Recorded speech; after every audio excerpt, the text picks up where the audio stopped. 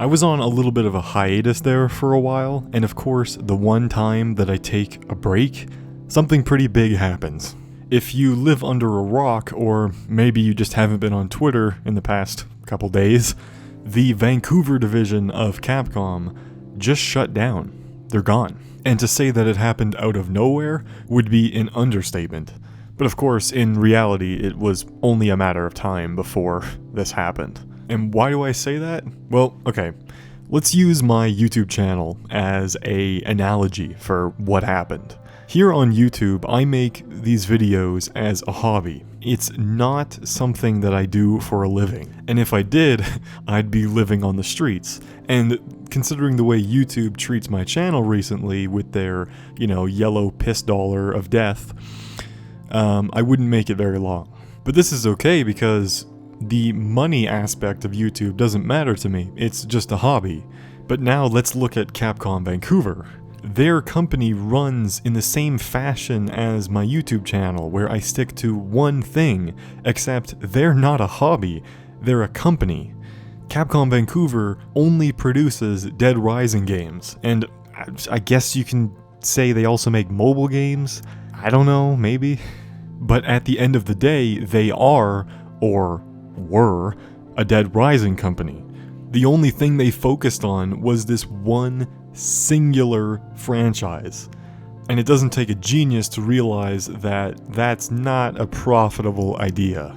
Dead Rising is not Halo. Dead Rising is not Call of Duty. Even if Capcom made the best Dead Rising game ever, it still does not even come close to the big dogs on the Xbox like Forza or Halo or whatever. It's a niche game. And while it seems like there's a big community and big fan base for Dead Rising, in reality, it's not that big. I mean, it's like a grain of sand on the beach. So imagine trying to sustain a company that makes these types of games. Of course, if they made many other things, and then Dead Rising was just one of the things they made, then maybe it would work. But clearly, it didn't. Capcom Japan realized that Capcom Vancouver was basically bleeding the company of money. So they decided to swoop in and put an end to the show. So on September 18th, 2018, officially, Capcom Vancouver is no more. And I could already see all the F's in the comments. But here's the thing, with Capcom Vancouver closing down, what's going to happen to Dead Rising? Everyone knew that there was a supposed Dead Rising 5 in development, and now that Capcom Vancouver shut down, what's going to happen to it? Is it not going to happen? Is it going to be moved to Capcom Japan? Nobody really knows. Honestly, normally, I wouldn't give a shit. When I heard about Dead Rising 4 being in development, I didn't care, because I knew that it was just going to follow in the footsteps of Dead Rising 3.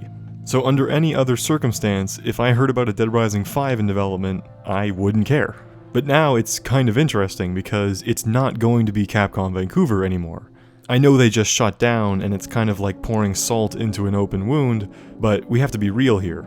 Dead Rising 4 being a flop is because of the people who made it. And the idea or the possibility that Dead Rising could be handed back to Japan in the right hands is amazing. The future of Dead Rising could either be non-existent, maybe Dead Rising 4 will be the last Dead Rising and nothing else will happen, or we will get a serious breakthrough in the series. If it goes back to Japan, that means there's a very real possibility that some of the original developers of Dead Rising 1 will have a chance to work on Dead Rising 5. Hell, even if the Resident Evil team made Dead Rising 5, that would be amazing.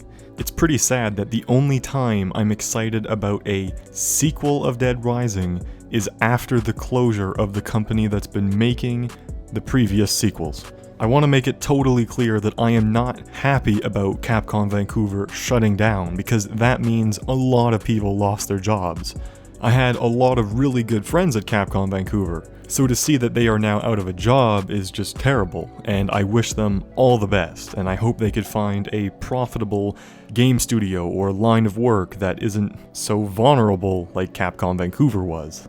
I also want to make it really clear that my channel is not about to become some ridiculous clickbait news channel for Dead Rising 5 talking about all the latest leaks and all that bullshit. But considering Dead Rising 5 has this very real possibility of being something amazing, it's kind of interesting to talk about. It's really the only reason why I wanted to make this video, is because of the possible future of Dead Rising. And the possible future, while uncertain, can be really cool.